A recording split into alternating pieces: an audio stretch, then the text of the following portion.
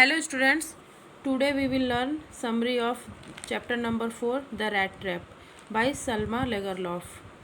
This chapter is about a man who is a peddler.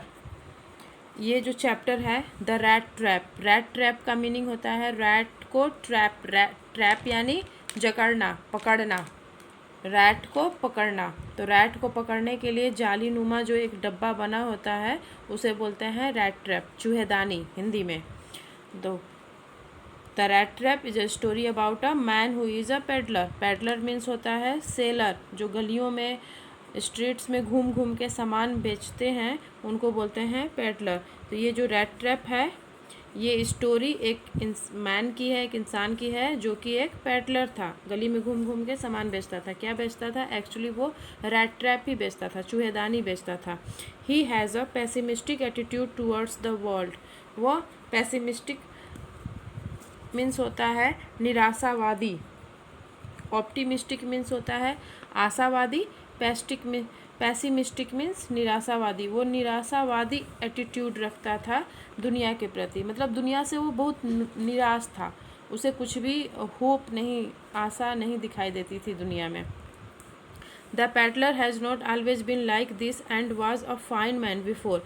और peddler शुरू से ऐसा नहीं था, शुरू से निराशावादी नहीं था, पहले वो ठीक था, वो एक फाइन मैन, अच्छा इंसान था पहले। हाउएवर ड्यू टू मिसफॉर्च्यून, कुछ कारणों से, कुछ दुर्भाग्यवश, he now resorts to selling rat traps.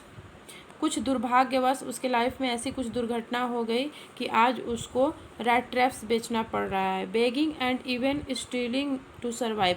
और कभी कभी उसके रैट ट्रैप्स नहीं बिकते हैं या रैट ट्रैप्स बेच करके उसे इतने पैसे नहीं हो पाते कि वो अपने खाने का इंतज़ाम कर सके, तो वो बैगिंग भी करता है। बैगिंग यानी भीख भी मांगता है। और कभी कभी even stealing to survive, survive यानी जीवन जीना, जीवन जीने के लिए कभी कभी उसे चोरी भी करना पड़ता है। Moreover he also views the world offers us materialistic things to lure us, so when we fall for these things it traps us and takes everything away from us. और ये सब करके उसने एक बहुत ही ज्ञान उसे जो दुनिया से मिला था कि ये वर्ल्ड क्या है। वर्ल्ड जो मैटेरियलिस्टिक दुनिया है, विलासितापूर्ण वाली जो दुनिया है, ये हमें ल्योर करती है, हमें आकर्षित करती है, हमें फुसलाती है अपनी रिचेस से।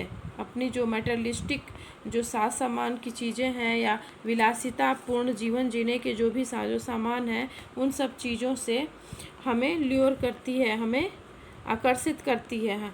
और फिर एक बार हम इन चीज़ों के जाल में फंस जाते हैं तो ये हमें ट्रैप कर लेती है, हमें जकड़ लेती है।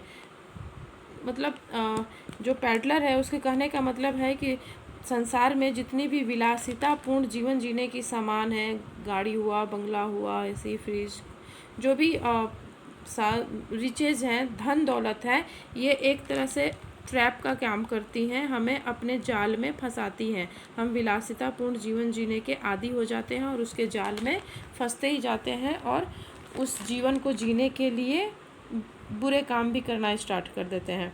The story begins with the rat trap peddler who is in a rugged condition.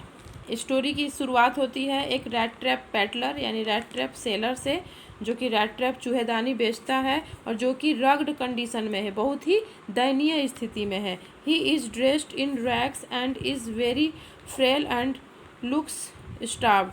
वो ड्रेस्ड है, कपड़ा ड्रेस्ड यानी कपड़े उसके रैग से, मतलब चिथड़ा, रैग्स यानी चिथड़ा। उसने जो शरीर पे जो कपड़ा पहन रखा है वो कपड़ा के नाम पे एक तरह से चिथड़ा ही है, मतलब फटे पुराने कपड़े उसने पहन रखे हैं और फ्रेल, गंदा सा दिखने में है और स्टार्व्ड, भूखा दिखाई दे रहा है। ऐसा लग रहा है कि कई दिनों से उसको खाने को नहीं मिला है, यानी काफ़ी दुबला पतला सा कुपोषित दिख रहा है। फटे पुराने चिथड़े कपड़े उसने पहन रखे हैं और देखने में कुपोषित लग रहा है। We learn he has no home and sometimes even begs and steals to survive in the world. हम आगे जब स्टोरी को पढ़ते हैं तो पाते हैं कि उसके पास रहने के लिए कोई भी घर नहीं है और कभी कभी उसको बेगिंग, भीख भी मांगना पड़ता है और स्टील्स, कभी कभी वो चोरी भी करता है दुनिया में जीने के लिए। रैट ट्रैप बेच करके उसको इतने पैसे नहीं मिल पाते हैं कि वो अपना जीवन यापन कर सके, तो कभी कभी भीख भी मांग लेता है और चोरी भी कर लेता है। He leads a lonely life, वो एकदम अकेला जीवन जीता है। With no one to care about him, कोई भी नहीं है उसकी लाइफ में जो उसकी केयर कर सके। One fine day it strikes to him that this whole world is a rat trap itself. एक दिन अचानक ही चलते चलते उसके माइंड में एक आइडिया आता है कि ये पूरी दुनिया कुछ नहीं है, सिर्फ एक चूहेदानी है। If we touch it it will trap us and never let us go. अगर हम इस दुनिया की मेटलिस्टिक चीज़ों के जाल में हम फंसते हैं, विलासितापूर्ण जीवन जीने के जाल में एक बार हम इसमें फंस जाते हैं, छूते ही भी हैं, मतलब अगर हम सोचते भी हैं वैसा जीवन जीने का, तो हम इसके जाल में फंस जाते हैं और कभी भी ये हमें छोड़ती नहीं है। नो वन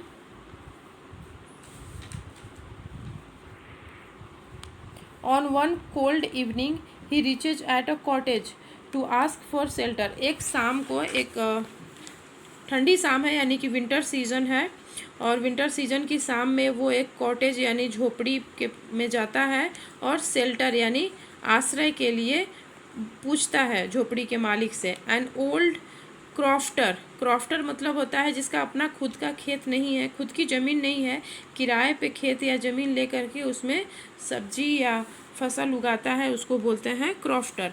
तो एक वो बूढ़ा क्रॉफ्टर है, लिव्ड इन दैट कॉटेज, वो उस झोपड़ी में रहता है। Who took in the peddler, वो पैडलर को अपने झोपड़ी में अंदर ले लेता है, यानी कि पैडलर के पास घर नहीं है रहने के लिए, तो वो इसी तरह शाम किसी भी मकान के मालिक से पूछता है कि क्या मैं आपके पास रह सकता हूँ, और अगर कहीं आश्रय मिल जाता है तो रहने लगता है। तो एक शाम वो एक बूढ़े ओल्ड क्रॉफ्टर के मकान का दरवाज़ा खटखटाता है और उनसे रहने के लिए आग्रह करता है, और क्रॉफ्टर उसको वेलकम कर लेता है अपने घर में। The crofter needed company so he welcomes the peddler. Actually crofter जो है वो भी अकेला ही था, उसको भी कंपनी की ज़रूरत थी, वो भी एक साथी की तलाश में था, तो उसको अच्छा लगता है और उसको अपने घर में वेलकम कर लेता है। He gives him hot food, crofter उसको गरम गरम खाना देता है, and even tobacco to smoke, और उसको टोबैको भी, तंबाकू भी देता है स्मोक करने के लिए। They play cards and start talking, वो लोग कार्ड्स खेलते हैं, कार्ड्स यानी ताश, ताश के पत्ते खेलते हैं और उसके बाद बातें करना स्टार्ट कर देते हैं। The peddler learns that the crofter got 30 kroner for selling his cow। फिर बातों बातों में क्रॉफ्टर उसको बता देता है पैडलर को कि उसने अपनी गाय से गाय बेची है और उससे उसको 30 क्रोनर, क्रोनर एक तरह से जैसे हमारे इंडिया का जो करेंसी है उसको बोलते हैं रुपीज, उसी तरह ये कहाँ का, स्वीडन की क्रोनर स्वीडन की करेंसी है। तो ये कहानी स्वीडन की है। तो वहाँ पे पैडलर को पता चलता है कि क्रॉफ्टर को 30 क्रोनर मिले हैं उसकी गाय को बेचने के द्वारा। Which he keeps in a pouch on the window frame, जिसको क्रॉफ्टर ने एक पाउच के अंदर वो 30 क्रोनर रख करके विंडो के पैनल में के फ्रेम में टांग दिया है। The peddler leave the next day, but after seeing the crofter leave his cottage he comes back to steal the pouch of money। सुबह में, जब सुबह होती है, क्रॉफ्टर और पैडलर दोनों ही घर से बाहर निकलते हैं, मगर पैडलर जब देखता है कि क्रॉफ्टर जा चुका है तब फिर से वो क्रॉफ्टर के घर पे आता है और 30 रुपीज़ चुरा लेता है। After stealing it he takes the woods to remain unsuspected. जब वो पैसे 30 रुपीज़, क्रॉफ्टर के 30 रुपीज़ जब वो चुरा लेता है तो वो मेन रोड से नहीं जाता है, उसको डर लगता है कि मेन रोड पे जाने से कहीं मुझे कोई पकड़ने ले। उसने वुड्स यानी जंगल का रास्ता ले लेता है ताकि जंगल में मुझे कोई पकड़ ना सके, कोई पुलिस मुझे पकड़ ना सके। In the wood the peddler meets an iron master who mistakes him to be his old comrade. और जंगल में, एक्चुअली वो जंगल में जब जाता है तो गुम हो जाता है, जंगल में उसको रास्ता ही नहीं मिलता है। फिर एक आयरन मिल होता है, वहाँ पे जाता है और वहाँ पे शेल्टर आश्रय मांगता है और वहीं पे सोता है। फिर वहाँ पे आयरन मास्टर से उसकी मुलाकात होती है, और आयरन मास्टर, चूँकि अंधेरा हो जाता है तो अंधेरे में आयरन मास्टर को लगता है कि ये मेरा पुराना जान पहचान का कोई व्यक्ति है, कॉमरेड उसका था, वो उसको मतलब अपना जान पहचाना व्यक्ति मान लेता है, उसको एक तरह से गलतफहमी हो जाती है। He invites hims over for Christmas but he refuses. Iron master उसको अपने घर पे इनवाइट करता है क्रिसमस ईव पे, मगर वो रिफ्यूज़ कर देता है, डर जाता है क्योंकि उसने 30 रुपीज़ चुरा भी रखे हैं तो कहीं उसका भेद खुल ना जाए, इसलिए वो रिफ्यूज़ कर देता है। और वो आयरन मास्टर को जानता भी नहीं है, इसलिए भी डरता है। After that the iron master's daughter Edla visits him and invites him to stay with him. उसके बाद आयरन मास्टर अपने घर चला जाता है और अपनी बेटी एडला को भेजता है पेडलर को लाने के लिए, क्योंकि आयरन मास्टर को लगता है कि ये उसका पुराना जाना पहचाना साथी है। वो इसको मिसअंडरस्टूड करता है। एडला आती है और उसको परसुएट करती है उसको अपने घर जाने के लिए, और वो उसका इनविटेशन को अस्वीकार नहीं कर पाता है, स्वीकार कर लेता है और एडला के साथ आयरन मास्टर के घर चला जाता है। In between he feels sorry for stealing the crofter's money, और इस बीच में वो दुखी महसूस करता है कि उसको पैसे क्रॉफ्टर के नहीं चुराने चाहिए। They help the peddler get a make over and dress him in nice clothes and shave his beard of.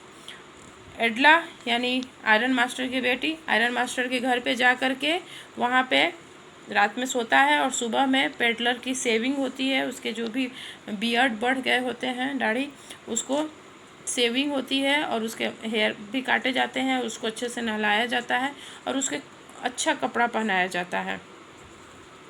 After this the iron master realises he has made a mistake, the peddler was not his comrade. और जब उसको अच्छा से उसका make over हो जाता है, साफ़ सुथरा कपड़ा पहना करके, नहला धुला करके, और उसकी सेविंग हो जाती है, तब आयरन मास्टर जब उसको देखता है तो बोलता है अरे ये तो वो नहीं है। आयरन मास्टर उसको कॉमरेड समझ रहा था, और अब जब सुबह में दिन के उजाले में आयरन मास्टर उसको देखता है तो समझ जाता है कि उससे गलती हुई है, ये उसका जाना पहचाना व्यक्ति कॉमरेड नहीं है। Thus the Iron Master thinks he is a fraud and decides to turn him in। और आयरन मास्टर को लगता है कि ये कोई फ्रॉड है, कोई बदमाश है जिसने उसको उल्लू बनाया है और उसको पुलिस को देना चाहता है। However, एटला insist on letting him stay and celebrate Christmas with him. मगर एडला अपने पापा को समझाती है कि नहीं, उसकी कोई गलती नहीं है, हमने ही उसे ज़बरदस्ती उसको परसुएट करके उसको मना के हम ही अपने घर पे लेके आए हैं। वो तो मना ही कर रहा था, वो तो हमारे घर आना ही नहीं चाहता था। और इस तरह किसी को परसुएट करके, मना करके, अपने घर पे ला करके, और फिर ये जान करके कि ये वो व्यक्ति नहीं है और उसको पुलिस को देना ये ठीक नहीं है। अब चूँकि वो आ चुका है, भले ही वो जिसको आप समझ रहे थे वो नहीं है, मगर फिर भी हम उसके साथ क्रिसमस सेलिब्रेट करेंगे। ये गलत होगा किसी को अपने घर पे बुला के पुलिस को देना। हर फादर अग्रीज, उसके पापा मान जाते हैं, and they celebrate Christmas together, और वो साथ में क्रिसमस सेलिब्रेट करते हैं। Next day the iron master and Edla learn that the peddler was a thief through the church about the incident at the old crofter. दूसरे दिन iron master और एटला जब चर्च जाते हैं तो चर्च में उनको पता चलता है कि एक्चुअली जो व्यक्ति उनके घर पे है वो एक चोर है और उसने क्रॉफ्टर के 30 क्रोनर चुराए हैं। They head home in a hurry thinking he must have stolen all the silver. अब वो लोग जब ये चर्च में उनको इस बात का पता चलता है तो वो लोग जल्दी से अपने घर पे लौटते हैं। उनको डर होता है कि वो घर पे अकेले हैं और सारे चांदी की चीज़ें चुरा न लिया हो। हाउएवर टू देयर सरप्राइज, मगर यहाँ आकर के वो सरप्राइज हो जाते हैं, आश्चर्यचकित हो जाते हैं। The peddler did not steel a thing, peddler ने एक भी चीज़ नहीं चुराई है। एक्चुअली उनके घर में चांदी के चम्मच थे, जो उसको उन लोगों ने जो खाना खिलाया था, सुबह में ब्रेकफास्ट कराया था डिनर टेबल पे, डाइनिंग टेबल पे, उसमें जो भी उनकी क्रॉकरी थी बहुत ही कॉस्टली क्रॉकरी थी, और उसमें चम्मच जितने स्पून्स थे वो सब चांदी के थे। तो उनको डर लगता है आयरन मास्टर और एटला को कहीं चांदी के चम्मच सारे चुरा के तो नहीं ले गया। मगर यहाँ आके देखते हैं कि उसने कुछ भी नहीं चुराया है। He left a note for Edla in the form of a tiny red trap. There was also a note thanking her for her kindness which saved him from the rat trap he got caught in। मगर वहाँ पे आते हैं तो देखते हैं कि note का टुकड़ा, एक्चुअली उसको बहुत ही गिल्टी फील होता है, बहुत ही दुखी महसूस करता है कि मुझे क्रॉफ्टर के पैसे नहीं चुराने चाहिए थे, और एक गिफ्ट के रूप में एडला ने उसके साथ बहुत अच्छा व्यवहार किया था, तो एडला को गिफ्ट के रूप में एक रेड ट्रैप छोड़ के जाता है, क्योंकि उसके पास और तो कुछ है नहीं, रेड ट्रैप्स ही हैं। तो एक रेड ट्रैप को एडला के लिए गिफ्ट के रूप में छोड़ के जाता है, और उस रेड ट्रैप के अंदर उसने क्रॉफ्टर के यहाँ से जो 30 रुपीज़ चुराए थे, 30 क्रोनर चुराए थे, वो 30 क्रोनर उसके अंदर रखा रहता है, और उसमें एक लेटर भी लिखा रहता है कि इस 30 क्रोनर को क्रॉफ्टर को आप लौटा दीजिएगा, और उसको थैंक लिखा रहता है कि आपने मेरी बहुत सेवा की। और उसके लिए thank. Most importantly he also left the crofter's money asking to return it to him, और उसमें लिखा रहता है कि इस 30 रुपीज़ को क्रॉफ्टर को आप लोग लौटा देंगे। ये हो गई रैट ट्रैप की story. Conclusion, to sum up the rat trap summary, we learn that we can change the world through kindness and compassion. Actually जो राइटर हैं सलमा लेगरलॉफ, वो इस स्टोरी के माध्यम से बोलना चाहती हैं कि हम दुनिया को चेंज कर सकते हैं अपनी काइंडनेस और कंपेशन, प्यार। मतलब दुनिया में जो लोग अगर गलत रास्ते पे भी आ गए हैं तो कुछ न कुछ कारण से आए हैं, उनकी लाइफ में कुछ न कुछ ऐसी चीज़ें घटित हुई हैं जिसकी वजह से वो बुरे रास्ता पे चलने को मजबूर हुए हैं। तो उनको अगर हम प्यार दें, उनको काइंडनेस शो करें, विनम्रता, उनको नम्रता दिखाएं और उनसे कंपेशन यानी लव, उनसे हम प्यार करें तो वो लोग फिर से सही रास्ते पे आ सकते हैं। It teaches us that materialistic things never bring inner Joy, only love and respect अस। और एक और चीज़ ये कहानी सिखाती है कि जितनी भी मटेरियलिस्टिक चीज़ें हैं, भौतिक चीज़ें हैं, सुख सुविधा की चीज़ें हैं जो हमें भौतिक सुख प्रदान करती हैं, उस तरह की जितनी भी चीज़ें हैं उनसे इनर जो अंदरूनी शांति, अंदरूनी खुशी नहीं मिलती है। सिर्फ प्यार और सम्मान ही ऐसी चीज़ है जिससे अंदरूनी शांति मिलती है। अब कुछ हम थोड़ा सा सलमा लेगरलॉफ के बारे में जान लेते हैं। Selma Ottilia Lovisa Lagerlöf was a Swedish author. ये स्वीडन की ऑथर हैं एंड टीचर भी हैं ये। She was the first woman to win the Nobel prize in literature in 1909 ईस्वी में पहली महिला हैं जिनको नोबेल प्राइज इन